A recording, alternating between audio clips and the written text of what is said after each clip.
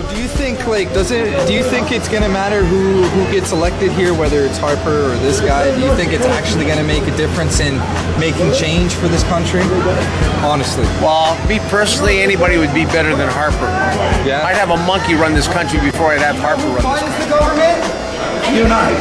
No, it doesn't. Privatized banks do. But Do you know how money's created? yeah. How? 398 children died in foster care. No, it's actually made out of thin air, and then the government borrows it, and then the privatized banks say that we owe them interest. How do we pay back money that doesn't exist? Yeah. And why wouldn't you just print your own money and borrow from yourself? Exactly. It's called community currency. There's a revolution happening. I do believe we need to stand on guard and be vigilant and fight for our freedoms and for our families. Fight for our seniors and fight for our children.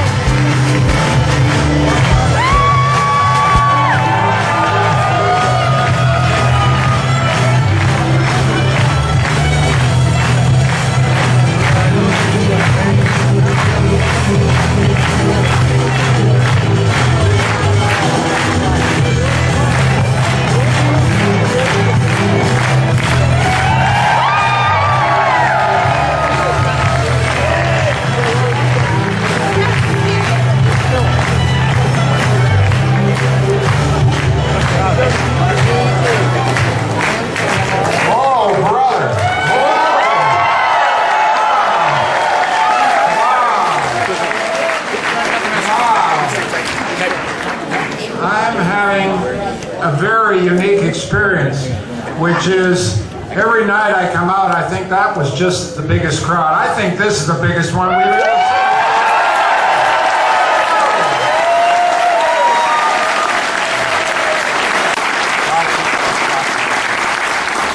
And then there's one other thing, and then we're going to take questions. There are lots of things a government could do. There are lots of things a prime minister might do. But there's one thing a prime minister absolutely must do, and that is respect the democratic rights of citizens and respect the democratic institutions of our country.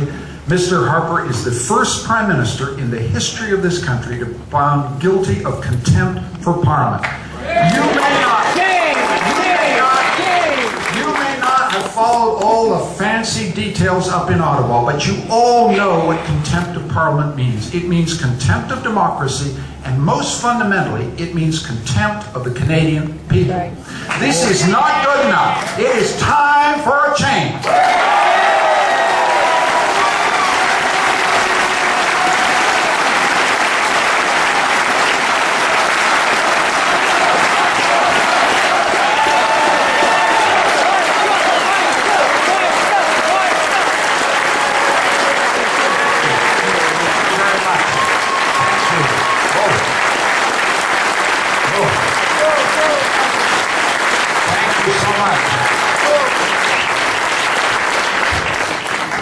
Now, speaking of democracy, let's do a little.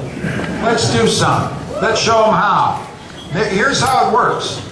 I don't have any idea what questions are going to be asked of me in the next little while. That's how it works. If you don't like the answers, as free citizens, you are free to go to another answer that you like better. That's how it works. I am not an entertainer. I am not a comedian. I am an accountable public official, and I have to be here, and I have to answer your questions. That's how it works.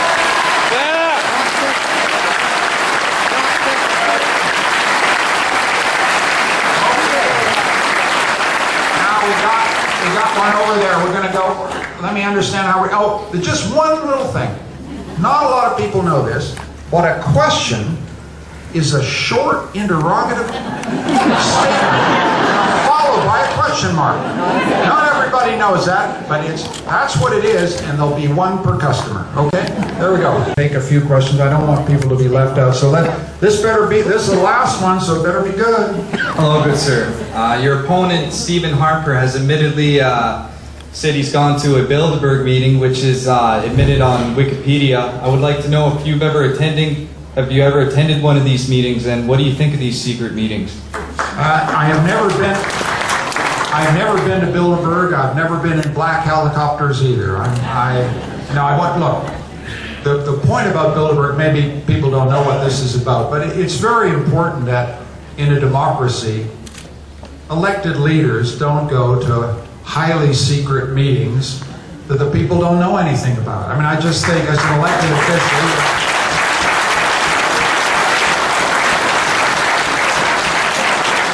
you ought to know where I'm going and what I'm doing. I have a public appointment book. If I have the honor to be a prime minister, you know what I'm doing, you know, and that transparency, I think, is important. And the failure of organizations like Bilderberg to be transparent has created an enormous amount of anxiety and resentment in a sense there's some kind of secret world where stuff gets decided. I don't want to be in any secret world where things are being decided. I want to be in transparent public places where things are decided.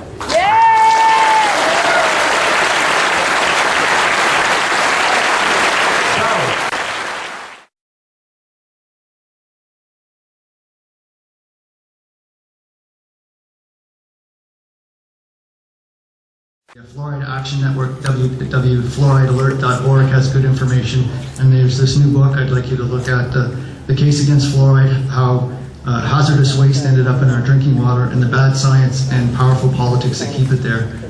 And I'd like you to just look at that and let me know before the polls open, because I'm looking at where I'm going to put my vote. Okay. Thank you. I thank you for your question. I'm not going to make any comment on fluoride. I just make one comment. All good policy has to be driven by science. Michael, do you believe in the idea of a North American Union? Right here, gentlemen. You didn't get it. Oh, thank you. Did you get it? A little bit. Thank you, Michael. What do you think about the North American Union, sir? Thank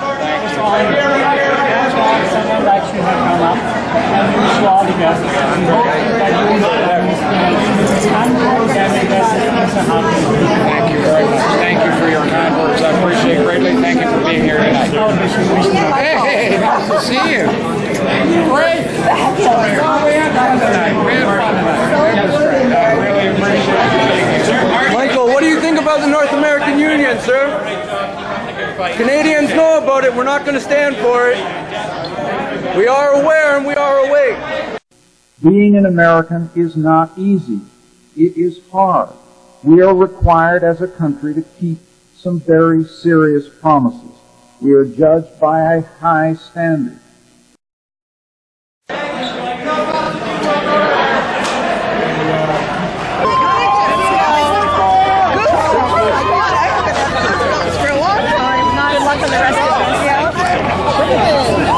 People are waking up to the New World Order.